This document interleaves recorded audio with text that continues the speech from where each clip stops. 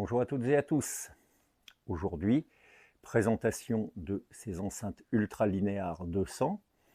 Vous avez peut-être vu le short concernant les différentes étapes de restauration que j'envisageais pour ces enceintes. En l'espèce, suspension des boomers, vérification de tous les haut-parleurs. D'ailleurs, le démontage n'a pas été très facile pour certains puisque le constructeur, attendu que les enceintes sont en charge close, a veillé à leur étanchéité en mettant du mastic sous le châssis des haut-parleurs pour éviter les fuites d'air. Essentiel lorsqu'on est en charge close et suspension acoustique. Alors je reviendrai un petit peu sur ce principe de la suspension acoustique lors de présentations d'enceintes de la marque AR, puisque AR en a été le promoteur, et avant lui peut-être même Warfedel juste après la Seconde Guerre mondiale. Donc enceinte en charge close, donc très important de bien veiller à l'étanchéité, et cela aussi au niveau de la suspension, puisque la suspension en mousse de qualité, et Made in France, je le précise, a reçu plusieurs couches de traitement, de manière à bien imprégner la mousse. Alors ça permettra une longévité accrue et une étanchéité meilleure. Recapage du filtre, alors ça n'a pas été très compliqué puisque le boomer, eh bien, ma foi, est en large bande. Et on trouve un condensateur pour le médium et un condensateur pour le tweeter. Donc en fait, rien de plus simple. Néanmoins, après écoute, j'ai jugé utile de modifier la valeur du condensateur filtrant le tweeter. En effet, comme il s'agit d'un filtre du premier ordre, le médium en fait n'est pas coupé dans le haut. Et il se recoupait en fait à certaines fréquences avec le tweeter, ce qui fait que ça devenait un petit peu criard dans certaines zones du spectre. Donc en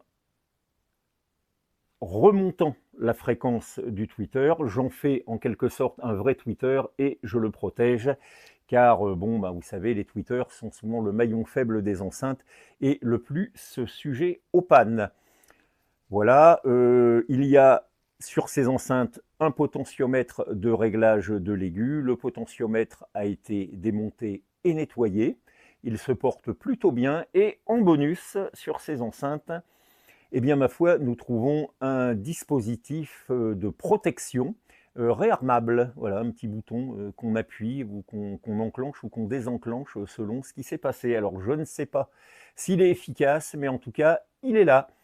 Alors, revenons un petit peu à cette marque ultralinéaire.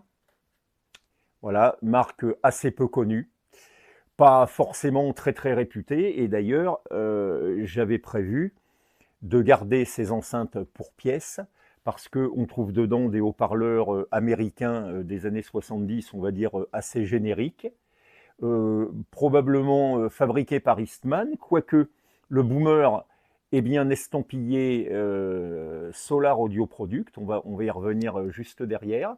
Alors je m'étais dit, ma foi, ça fera un réservoir de pièces pour restaurer d'autres enceintes de la même époque, si l'occasion s'en présente, et dans la mesure où elles étaient dans un état, comme disent nos amis outre-Atlantique, mint, c'est-à-dire en très bel état, et avec leur carton d'origine, je me suis dit autant leur redonner vie, et ma foi, ça fera peut-être le plaisir de quelqu'un, voilà le cas échéant.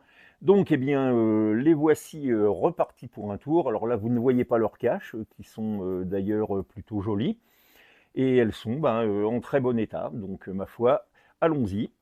Alors, la marque ultralinéaire, c'est d'abord Solar Audio Product qui a été créée en 1972 à Los Angeles. Et en 1974, Solar Audio Product a déposé la marque ultralinéaire pour vendre, commercialiser ses enceintes. Alors, la marque durera une dizaine d'années puisque, ma foi, tout cela s'arrêtera assez prématurément en 1983. Alors, les enceintes ultralinéaires, bon, bah, passent pour des enceintes extrêmement cheap, ce qui n'est pas tout à fait, en fait, mon avis. Déjà, au niveau de la structure de la caisse, bah, c'est plutôt pas mal, puisque on a en fait un aggloméré qui est assez dense.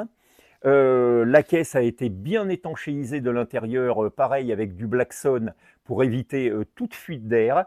C'est assez rigide, c'est assez massif. D'ailleurs, les enceintes sont plutôt lourdes et on n'est peut-être pas loin d'une quinzaine de kilos par morceau.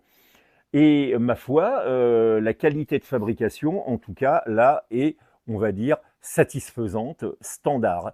Je peux vous dire que j'ai vu quand même nettement pire. Voilà. Bon, les haut-parleurs sont ce qu'ils sont et font leur job, que ce soit le boomer, le médium et le tweeter. Donc, enceinte certainement pas haut de gamme, mais ma foi, qui tiennent leur rang et que je mets en parallèle avec des enceintes, par exemple, de la marque Scott, Martin. C'est la même lignée. Alors, pour ce qui est de JBL, c'est un petit peu autre chose.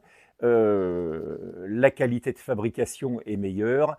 Les haut-parleurs sont de plus belles factures. Et ce qui est intéressant d'observer d'ailleurs, c'est que la marque Ultralinear, comme d'autres marques, essayait, on va dire, entre guillemets, de copier avec leurs moyens les enceintes JBL, puisque là, par exemple, vous avez un haut-parleur de 30 cm, mais à membrane grise, tandis que sur beaucoup de modèles ultralinéaires, la membrane est blanche. Comme les boomers des L100, 43 machins, 10, 11, 12, sur les JBL qui, elles, sont traitées aquaplast. Donc là, ici, nous n'en sommes pas là. Ici, un tweeter à cône, ben, comme sur toutes les enceintes que je viens de vous citer. Et d'ailleurs, petit détail amusant, ces enceintes sont exactement au demi-centimètre près, de la même taille qu'une paire de L100. Voilà, c'est exactement le même format. Alors, il y avait des marques d'enceintes à cette époque-là qui produisaient pour des magasins de Wi-Fi, c'est ce qu'on appelait le private label. Voilà, alors ultralinéaire, ça n'était pas tout à fait ça, mais c'était des enceintes, on va dire, relativement bon marché et qui permettaient aux revendeurs de faire de la marge. Voilà, c'était un petit peu comme ça que ça se passait à l'époque. Donc, à mon avis, bah, des enceintes qui sont, ma foi, aussi bonnes que bien d'autres. Alors, la gamme ultralinéaire comportait pas mal de modèles. Il y avait les plus gros, je crois, alors de mémoire, je me rappelle d'une publicité que j'avais vue dans Hi-Fi Stéréo, c'était les ultralinéaires 7500 qui embarquaient deux boomers comme ça, un médium. Le slogan, c'était le son de la côte ouest. Et le modèle le plus haut de gamme de ultralinéaire, ça a été un modèle qui s'appelle de mémoire la ST550, que j'en ai eu une paire en réparation. Une assez grosse enceinte, très lourde, avec un décrochement comme ça pour la mise en phase des haut-parleurs, un modèle assez intéressant. Et sur les modèles haut de gamme de la marque, donc en lieu et place d'un tweeter à cône, les enceintes embarquaient un tweeter Philips à dôme. Voilà. D'ailleurs, même chose que pour les enceintes Scott, qui embarquaient elles aussi sur certains modèles des tweeters Philips, tout simplement. Alors, j'avais eu comme remarque, le filtre est très simple et les haut-parleurs pratiquement travaillent en large bande chacun. Donc oui, on va dire plus ou moins, évidemment pas en large bande pour le Twitter ni pour le Medium, parce que sans ça, il ne durerait pas longtemps. Mais je vous fais observer que je crois que c'est dans la JBL 4311 et même sur d'autres modèles JBL. Bah, là, j'en ai recapé une paire il n'y a pas très très longtemps. Je ne sais plus si c'était des L26 ou des L36. Il y a très peu de composants sur le filtre. Donc bah, ça marche quand même, il suffit que les valeurs soient bien étagées, et puis bon, ma foi, ça peut fonctionner. Disons que au niveau de l'amplification, ces enceintes, justement là je les fais fonctionner avec un petit amplificateur Onkyo, bah, ma foi, elles ne sont pas très gourmandes et bah, ça marche plutôt pas mal et ça permet d'utiliser de petits amplificateurs avec des petites puissances. Donc, eh bien, voilà un petit peu pour ce qui est de ce modèle. ma foi, je les ai trouvées plutôt satisfaisantes. L'écoute passe très bien tout ce qui est pop et rock, alors moins bien le classique, certainement, diront certains, mais c'est aussi le cas de certaines JBL. Voilà, les JBL de la série, par exemple, le Decade ou les 4311, 4310 sont plus réputés pour leur côté bien se débrouiller en pop rock et moins bien en classique.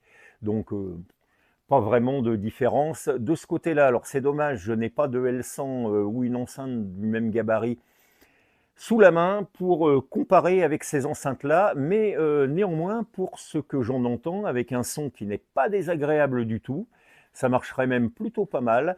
Je ne suis pas sûr que la différence de prix qui est colossale entre un modèle comme ça et un modèle de la série 43 de chez JBL se justifie vraiment pleinement. Bon, ça en fera peut-être bondir certains, mais il y a quand même un très très gros écart de prix et je ne suis pas certain que le résultat final justifie cet écart. Bon, maintenant vous me direz, entre Ultralinear et JBL, il y a aussi la différence de l'histoire, du cachet. Voilà, c'est quand même pas pareil. Ce n'est quand même pas pareil. Alors, donc, je vais vous les faire écouter, comme d'habitude. Bon, bah voilà, sur un morceau, on va dire, de pop, d'un groupe qui s'appelle Dandy Warhols, que vous connaissez peut-être, groupe de Portland, Oregon, qui a été... qui s'est monté au niveau de 1994, à peu près milieu des années 90. En 2000, ils ont sorti l'album 13 contes de la bohème urbaine et dedans, je vais vous faire écouter un titre qui a été repris par Vodafone pour une publicité que vous trouvez également en musique dans un jeu FIFA, dans le film Mairie à tout prix, et Dandy Warhols a aussi vu plusieurs de ses chansons reprises dans la série Véronica Mars, pour ceux qui s'en rappellent. Donc nous allons les écouter là-dessus sur un amplificateur Onkyo A8000, 2 x 40 watts. Et ma foi, le petit ampli s'en sort très très bien avec ces enceintes-là. Sur ces fortes paroles, je vous dis à une prochaine fois et bonjour chez vous.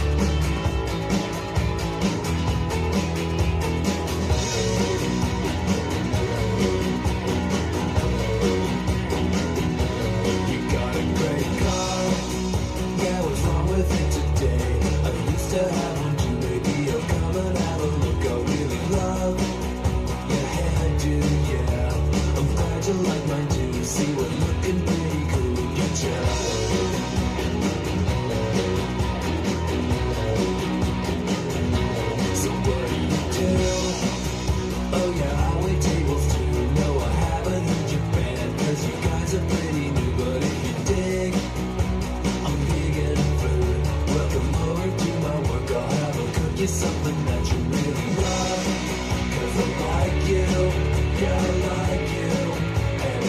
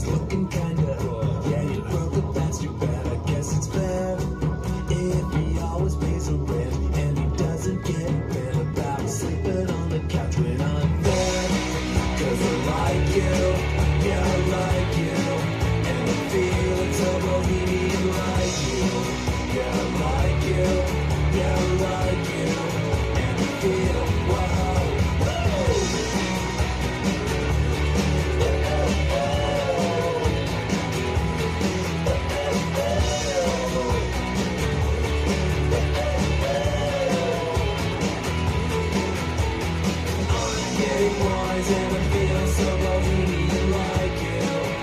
It's you that I want, so please. Just a casual, easy thing. It is for me. And I like you, yeah, I like you. And I like you, I like you, I like you, I like you, I like you, I like you, I like you. And I feel, wow.